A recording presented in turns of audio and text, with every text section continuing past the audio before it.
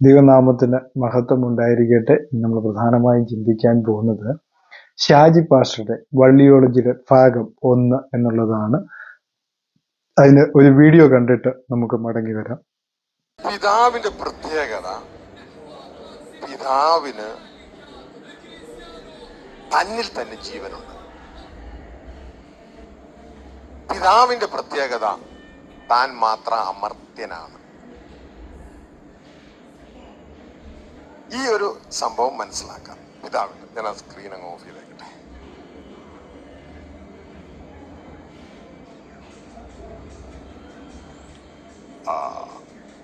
എല്ലാം വചനത്തിലൂടെ വിശ്വസിക്കണം കേട്ടോ. യോഹന്നാൻ 5:26 വായിച്ചോളൂ. പിതാവിന് തന്നിൽ തന്നെ ജീവനുള്ളതുപോലെ അവൻ പുത്രനും തന്നിൽ തന്നെ ജീവനുള്ളവൻ ആകുമാറ് വരം നൽകിയിരിക്കുന്നു. പിതാവിന് തന്നിൽ തന്നെ ജീവനുള്ളതുപോലെ. ചെറിയൊരു പീസ് കിട്ടിയാൽ വേറെ. വീഡിയോ എല്ലാവരും ശ്രദ്ധിച്ച് കാണുമല്ലോ. ഇത് അവിടെ പറയുന്ന ഒരു കാര്യം, പിതാവ് മാത്രം അമർത്യതയുള്ളവനും അതേപോലെ തന്നെ പിതാവിന് മാത്രമേ ജീവനുള്ളൂ. ഈ രണ്ട് കാര്യങ്ങളാണ് അദ്ദേഹം അവിടെ പറയുന്നത്. അപ്പൊ അദ്ദേഹത്തിന്റെ ചിന്തയിൽ പിതാവും പുത്രനും 2 പേരാണ്, അല്ലെ? 2 പേരുണ്ട്. അപ്പം ഈ 2 പേര് എന്ന് പറയുമ്പോൾ തന്നെ അവിടെ പ്രശ്നം വന്നിരിക്കുകയാണ്. അദ്ദേഹം ചില സമയങ്ങളിൽ പറയും അദ്ദേഹത്തിന് ഏകദൈവമേ ഉള്ളൂ എന്ന് അദ്ദേഹം പറയും. പിന്നെ പറയും 2 ദൈവം ഉണ്ടെന്ന് പറയും. കാരണം പിന്നീട് 2 വ്യക്തി ഉണ്ടെന്ന് പറയും.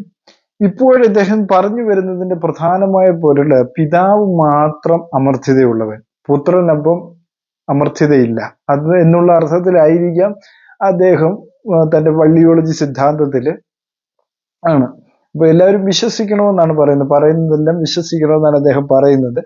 യോഹന്നാൻ 5:26 പിതാവിന് തന്നെ തന്നെ ജീവനുള്ളതുപോലെ അവൻ പുത്രന് തന്നെ തന്നെ ജീവനുള്ളവൻ ആകുമാറ് വരം നൽകിയിരിക്കുന്നു. അപ്പൊ ആ വാക്യത്തിൽ നിന്ന് നമുക്ക് മനസ്സിലാക്കാൻ കഴിയുന്നത്, അദ്ദേഹത്തിന്റെ പുത്രന് കഴിവുകളില്ല. കാരണം അദ്ദേഹത്തിന്റെ പുത്രന് കഴിവില്ലാത്ത ഒരു പുത്രൻ സർവ്വത്തിലുണ്ട്. ഇതേ കാര്യം തന്നെയാണ് ഈ റസൽ മതക്കാർ പറയുന്നത് ഞാൻ ശ്രദ്ധിച്ചിട്ടുണ്ട്. കാരണം പിതാവിനെ അനുസരിച്ച് ജീവിക്കുന്ന, അല്ലെങ്കിൽ പിതാവിനെ അനുസരിച്ച് നടക്കുന്ന ഒരു പുത്രൻ, അങ്ങനെ ഒരു അർത്ഥത്തിൽ റസൽ മതക്കാർ ഉപയോഗിക്കുന്നത് ഞാൻ കണ്ടിട്ടുണ്ട്. അതേ കാര്യം തന്നെയാണ് ഇദ്ദേഹം ഇവിടെ പറയുന്നത്. കാരണം എന്താണ്? ജീവൻ ഉള്ളതുപോലെ വരം നൽകിയിരിക്കുന്നു. അപ്പം പുത്രൻ സെപ്പറേറ്റ് ആണ്. പുത്രന് ഒന്നും ചെയ്യാൻ കഴിയാത്ത ഒരു പുത്രൻ, പിതാവ് എന്നാ പറയുന്നുവോ അത് ചെയ്യുന്ന ഒരു പുത്രൻ. അതാണ് അദ്ദേഹത്തിന്റെ വിശ്വാസത്തിന്റെ അടിസ്ഥാനം എന്ന് പറയുന്നത്. അതായത് കാരണം അത് സർവ്വലോകങ്ങൾക്ക് മുമ്പേ ഉണ്ടായിരുന്നതായിരിക്കും അദ്ദേഹം വിശ്വസിക്കുന്നത്. അങ്ങനെ പുത്രൻ, അതായത് അതിനെ പല പ്രാവശ്യം ഞാൻ അതിന് എക്സ്പ്ലനേഷൻ തന്നതാണ്, അല്ലെ? യേശുക്രിസ്തു അമർത്യനാണ് എന്നുള്ള കാര്യത്തെക്കുറിച്ച് യേശുക്രിസ്തു എന്താണ്? മരിച്ച് ഉയർത്തെഴുന്നേറ്റ് മൂന്നാം നാൾ ഉയർത്തെഴുന്നേറ്റാണ് കർത്താവ് യേശുക്രിസ്തുവിനെ കുറിച്ച് പറയുന്നത്. അപ്പോ മരണമില്ലാത്ത ആളല്ലേ യേശുക്രിസ്തു. അപ്പൊ ഇദ്ദേഹം പറയുന്നത് അത് വരം ലഭിച്ചിരിക്കുകയാണ്. ആർക്ക്?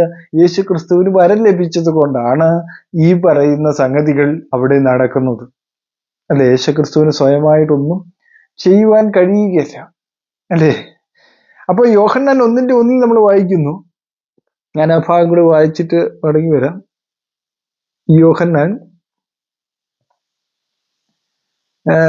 1:1 നമ്മൾ വായിക്കുന്നുണ്ട്. ആദിയിൽ വചനം ഉണ്ടായിരുന്നു, വചനം ദൈവത്തോട് കൂടെയായിരുന്നു, വചനം ദൈവമായിരുന്നു, അവൻ ആദിയിൽ ദൈവത്തോട് കൂടെയായിരുന്നു, സകലവും അവൻ മുഖാന്തരം ഉളവായതൊന്നും അവനെ കൂടാതെ ഉളവായതല്ല.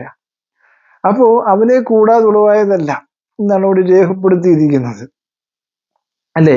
ആ മനുഷ്യനെ സെപ്പറേറ്റ് ചെയ്യുവാനായിട്ടാണ് ഇവിടെ ഷാജി പാസ്റ്റർ ശ്രമിച്ചുകൊണ്ടിരിക്കുന്നത്, അല്ലെ? നമ്മൾ അതിന് കൃത്യമായിട്ടുള്ള ഒരു വാക്യം എന്ന് പറയുന്നത് യെശയ്യാവിന്റെ പുസ്തകം 9:6 പോകാം. 9-ാം അധ്യായം അതിന്റെ 6-ാമത്തെ വാക്യത്തിൽ പറയുന്നത് ഇങ്ങനെയാണ്. 6-ാമത്തെ വാക്യ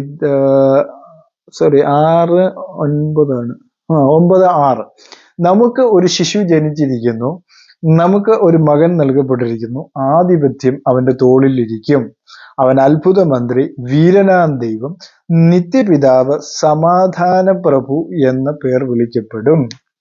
അപ്പം യേശു ക്രിസ്തു അദ്ദേഹത്തിന്റെ അഭിപ്രായത്തിൽ വെറും പുത്രനാണോ, വരം നൽകിയിരിക്കുന്ന പുത്രനാണോ? അല്ല, നമുക്കൊരു ശിശു ജനിച്ചിരിക്കുന്നു, നമുക്കൊരു മകൻ നൽകപ്പെട്ടിരിക്കുന്നു, ആധിപത്യം അവന്റെ തോളിലിരിക്കും. അല്ലേ? ഒരു മകൻ നൽകപ്പെട്ടിരിക്കുന്നതാണ് അവിടെ പറഞ്ഞിരിക്കുന്നത്. ആധിപത്യം അവന്റെ തോളിലിരിക്കും, അവൻ അത്ഭുത മന്ത്രി, വീരനാം ദൈവം, നിത്യപിതാവ്, സമാധാന പ്രഭു എന്ന പേർ വിളിക്കപ്പെടും. അല്ലേ? അപ്പൊ ഇവിടെ നമ്മൾ മനസ്സിലാക്കേണ്ട ഒരു കാര്യമെന്ന് പറയുന്നത്, യെശയ്യാവ്, കർത്താവായ യേശു ക്രിസ്തു ഭൂമിയിൽ വരുന്നതിന് മുമ്പ് അവനെ കുറിച്ച് ഉള്ള പ്രവചനങ്ങളാണ് അവിടെ നമുക്ക് കാണാൻ കഴിയുന്ന ഒരു സത്യമെന്ന് പറയുന്നത്. അല്ലെ? അപ്പൊ അവനെ കുറിച്ച് എഴുതിയ ഒരു ഭാഗത്താണ് ഈ പറയുന്ന കാര്യങ്ങൾ പറഞ്ഞിരിക്കുന്നത്. അപ്പം അവിടെ യെശയ്യാവിന്റെ അധ്യായങ്ങൾ നമ്മൾ പഠിക്കുമ്പോൾ അവിടെ പറയുന്ന ഒരു കാര്യമുണ്ട്, ഞാൻ വന്ന് നിങ്ങളെ രക്ഷിക്കും. അല്ലേ? ഞാൻ വന്ന് രക്ഷിക്കുമെന്ന് പറയുമ്പോൾ യഹോവ തന്നെയാണ് പറയുന്നത്, ഞാൻ വന്ന് രക്ഷിക്കും. അപ്പൊ യഹോവയും യേശുക്രിസ്തുവും ഒരാളാണെങ്കിലല്ലേ പറ്റുകയുള്ളൂ വന്ന് രക്ഷിക്കണമെന്ന് പറയുവാനായിട്ട്. അങ്ങനെ ആയിരുന്നെങ്കിൽ നേരത്തെ തന്നെ പറയണമായിരുന്നു, എന്റെ പുത്രനെ അയച്ച് ഞാൻ രക്ഷിക്കുമായിരുന്നു, അല്ലെങ്കിൽ രക്ഷിക്കും എന്ന് പറഞ്ഞു. ഞാൻ വന്ന് നിങ്ങളെ രക്ഷിക്കുമെന്നാണ് യഹോവ പഴയ നിയമത്തിൽ പറഞ്ഞിരിക്കുന്നത്. അപ്പം ഇദ്ദേഹം പറയുന്നതിൽ എന്തെങ്കിലും സത്യമുണ്ടോ? ഇദ്ദേഹം തന്നെ ഉണ്ടാക്കിയ ഒരു സിദ്ധാന്തമാണ് ഈ വള്ളിയോളജി സിദ്ധാന്തം എന്ന് പറയുന്നത്. അല്ലേ?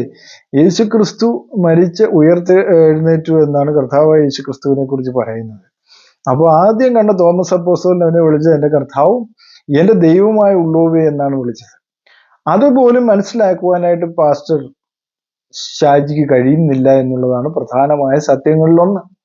അദ്ദേഹത്തെ പിടിച്ചിരിക്കുന്ന ഏത് ആത്മാവാണെന്ന് അദ്ദേഹം തന്നെ ശോധന ചെയ്യേണ്ട സമയം അടുത്തിരിക്കുന്നു എന്നുള്ളതാണ് നമുക്ക് മനസ്സിലാക്കാനായിട്ട് സാധിക്കുന്നത്.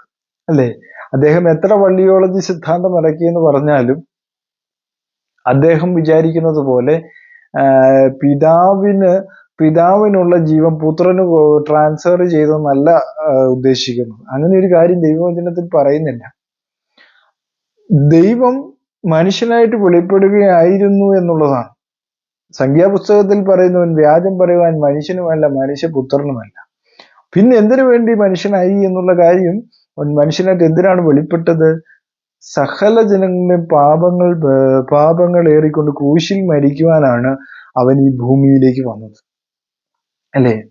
അപ്പൊ അങ്ങനെ അവൻ വന്നു എങ്കിൽ അവന് വരം നൽകിയിട്ട് വന്നതല്ല, അവൻ മനുഷ്യനായി തീർന്നാണ്. ദൈവരൂപത്തിൽ ഇരിക്കെ ദൈവം എന്ന ആ ഒരു സമത്വം മുറുകെ പിടിക്കാതെ വേഷത്തിൽ മനുഷ്യനായി എന്ന് ഫിലിപ്പിയർ ലേഖനത്തിൽ അപ്പോസ്തലനായ പൗലോസ് രേഖപ്പെടുത്തിയിരിക്കുന്നു.